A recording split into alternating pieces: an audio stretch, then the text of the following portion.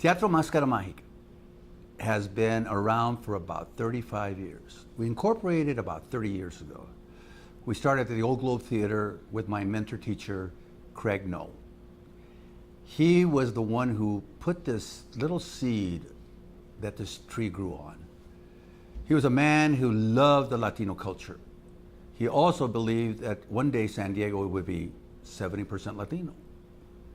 And there had to be a voice, especially in the theater landscape, that spoke to this voice. So we created what was called Teatro Meta at that time. And Teatro Meta was the educational wing. It was the first educational wing of a regional theater. What we did was incorporate Latin American plays in the season of the Old Globe. They were bilingual plays. And we knew and we found out that there was a treasure in there in our hills, which was the Mexican population. It was an incredible awakening after all these years that there hadn't been any theater. Teatro, if you will. So the seeds grew from that. We got a Ford Foundation grant. We did a play about Barrio Logan for the first time. It was called Over Easy, about this illegal immigrant that swam across the ocean and landed at Barrio Logan. And the murals came to life to him. It was a magical, realistic journey. It was the first play that ever spoke about this subject. And then from that on, we went into the Globe and did some seasonal plays. Then it became their educational wing. When they became the educational wing, Dr. Jorge Huerta and myself and Dr. Floyd Gaffney from UCSD took this to another level, which was now Teatro Máscara Mágica, a common ground theater company.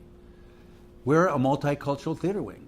We do African American plays, Asian plays, theater of the absurd, Spanish plays, and most of our thrust is in the Latin canon, the Latin work. That's where our commitment mostly is. The other thing is that we have an outreach program that's really important. We actually go across this country and do motivational speak to young kids. We go to schools where there's no arts. We infuse the arts with their education and give them a positive self-image. If they're not exposed to theater, they won't support the theater. So we train actors, we train technicians, we do playwrights. We've done almost 35 original World College premieres and almost 35 to 40 original plays. We've done all of Josefina Lopez's plays, Carlos Morton's plays. We've done the canon of Spanish literature. So we're here. One of our major thrusts is to get new plays and playwrights. We don't have enough playwrights in the Latino world. So what we're going to do is a workshop on playwriting and dramaturgy, because that's important to hear their voice, for them to create their own stories, right? And to go beyond their stories, to go to a universal story of their stories, how they're influenced from their little barrio to the big barrio of the world. That's what our scope is to reach out with the musical theater genre, with realistic drama, with magical realism, with stories about them and how their journey was. That's what we'd like to do. The theater company has expanded its level of exposure through what we call Artistas de Honor program. I reached out for friends of mine that I've known for almost 60 years, people that have helped me create this theater company, that have mentored students. Most of all, what they've done is lend their expertise to support young actors, technicians, playwrights. The Artistas de Honor include Edward James Olmos, Robert Hayes, Luis Valdez, Danny Valdez, Josefina Lopez, Paul Rodriguez, Mike Gomez, Jerry Velasco, and on and on and on. They kind of signed a contract with me to mentor kids. And what has happened was that the first play we ever did was the Latino version of The Odd Couple with Mike Gomez and Paul Rodriguez as the Artistas de Honor project. Every year we plan to have an Artistas de Honor project. They either write them, they either act in them, or they produce them or direct them. So this is our second time around with Mike and Paul as the Artistas de Honor.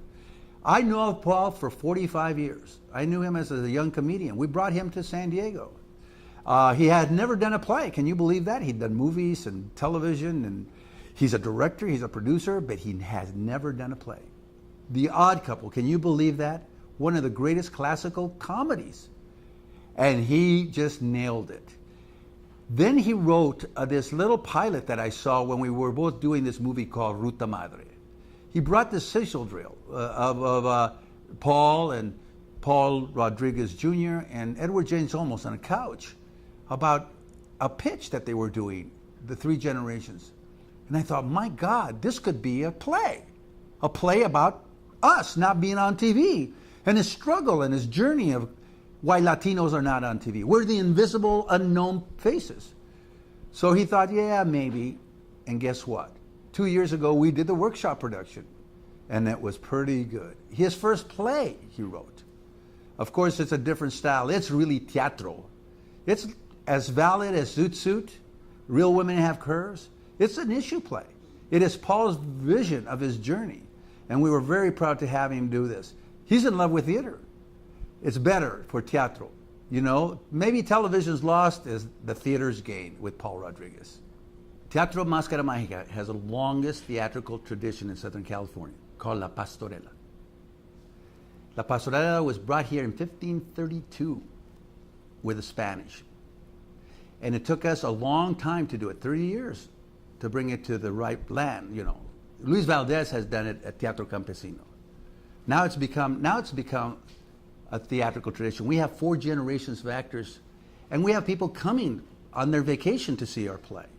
It's a agitprop theater. It's wonderful. It's we offend everybody. It's like the 3 wise men meet the 3 stooges. It's a wonderful play, and you know, it's really our tradition. This is our voice of the holidays. That's what we do every winter, every Christmas. The other thing is what we're doing is trying to create a new play called Zapata and Villa. I've always wanted to do the 2 icons of the Mexican Revolution. It's never been done with these 2 people together. We've seen movies of Zapata, we've seen movies of Pancho Villa, but this play is going to bring them together. They were only together for a few minutes in their life, but we're going to bring them in life. And that's our journey this year, to create the new play of Villa and Zapata.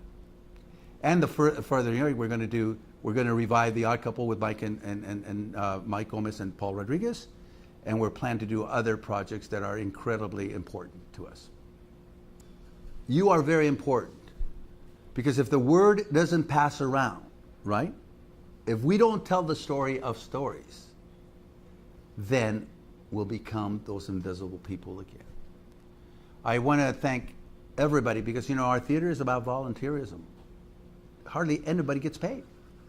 They pay with their hearts and their souls to bring you the best we can. We're going to be here for a long time.